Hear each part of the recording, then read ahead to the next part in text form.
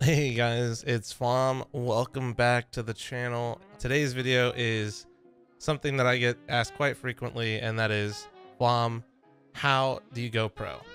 And this used to be a very, very simple answer. There used to be kind of just one path straight to pro, and that was it. There was one league essentially that everybody played in, a few tournaments, the major, and it was very clear cut and dry in terms of how to get your name out there and how to enter the professional scene. Now, because there are so many different competing services and tournaments, it's kind of a big jumbled up mess. So I'm going to talk about a couple different ways that you can quote unquote go pro, or what my version of a professional Counter-Strike player is, and just try to explain the scene. Because if you just play matchmaking and you see these professional matches, I feel like the overall base player of Counter-Strike doesn't even know where to start if they wanted to or had any aspirations of going pro. So that's what this video is here to kind of clear up and talk about, is just going pro in CS. So the first thing we're going to talk about is ESEA leagues, and this is kind of the tried and true way of working your way into the pro division. So to break down the different divisions, there's open, intermediate, main, advanced, MDL, and then last but not least, the pro division. The open division consists of anybody that signs up and pays the league fee. Obviously, it's open for anybody. And then based on your performance, you can work your way into intermediate, or sometimes even go and skip intermediate and go straight to advanced. No team can go directly into Mountain Dew League, or previously known as Premier. You always have to qualify in through advanced. This is a really good system. Also can backfire sometimes when you have newly formed teams like Furia, where they just roll through everybody, including the MDL teams once they got through the advanced stage. Now MDL is kind of a tricky situation, because I'd say in NA, for the most part, it's a semi-pro division with a couple exceptions here and there, where in Europe, the MDL division boasts teams like ENCE and Gambit, and has teams that compete at an extremely high level when you look at the world rankings. And last but not least, as I said before, the pro division. You know, a few years ago, the pro division, if you were not in the pro division, you were not a professional Counter-Strike player. These days, that's not true.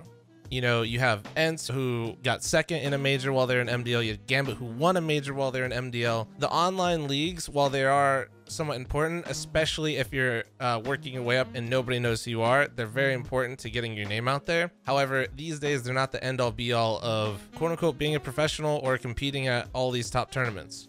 And what I mean by that is, due to the nature of all these tournament organizers having different tournament structures, different times of when they're doing these events, it's not all just through ESL. So there's open qualifiers for different tournaments, like a DreamHack, or they're doing one for Blast now here for the LA event. So there are ways for, even if your team is not in the quote-unquote pro division and getting invites to tournaments, you can qualify through these open qualifiers and make it to the close. And then eventually, if you win it, you're getting a direct invite to the tournament. That has nothing to do with how you're performing in the online ESEA league.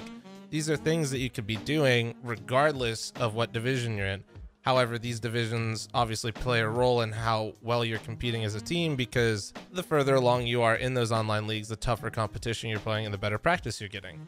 So they usually go hand in hand. The MDL teams are usually on the cusp of possibly qualifying for some of these, and sometimes they do over some pro teams. But that's kind of how it breaks down, is the online leagues are important. They're necessary, and for a lot of people, it's going to be the main way they get their name out there.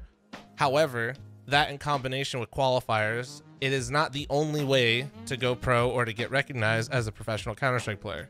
So let's talk about FPL here for a second. We're just going to strictly look at NA here, because there's quite a few different avenues in EU, and I don't want to have any misinformation. So in NA, if you want to make FPL, you can qualify in a couple different ways. If you're a professional player, you'll get a direct invite to FPL. If you're an ex-professional player like myself, or a lot of other streamers that stream FPL, you will also be in there. And then the final way is, in North America, there's 3 different ways you can make FPL.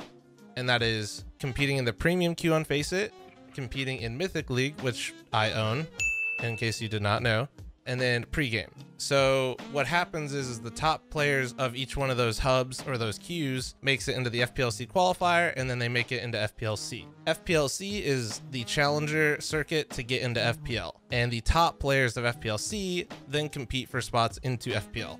Now, FPL is a great spot for you to individually work yourself into, and it's a great way to get your name out there. However, playing FPL by itself and only focusing on getting FPL is not usually the best way of getting your name out there. There's a couple, literally maybe 5 or less players that have truly only played FPL to get onto a pro team. You know, a good example of that would probably be Rops, where Rops got a chance from Mouse Sports and he was incredible. I mean, that was such a good pickup for them, and he's been such a great and outstanding player. However, most of the time that is not really the case, and a lot of times working your way up into FPL individually while simultaneously playing on a team and working your way up through the ESCA leagues is by far and away the best way to try and get your name out there. So once you get into FPL, or you know, when you're grinding on your way to FPL, a way to kind of really add a little bit of extra to what you're doing is streaming your way there. If you have a setup where it's possible for you to stream, or whatever it is, you know, you're streaming just like on your way through pugs into FPL, it is a great way of getting your name out there. You don't have to obviously do what we do on Mythic and stream your matches or anything like that, or your practice. However, when you are trying to get into FPL and you're trying to go pro, it never hurts to have a stream. More people get eyes on you, more people are going to be talking about you. It just definitely doesn't hurt if you have the ability to do so.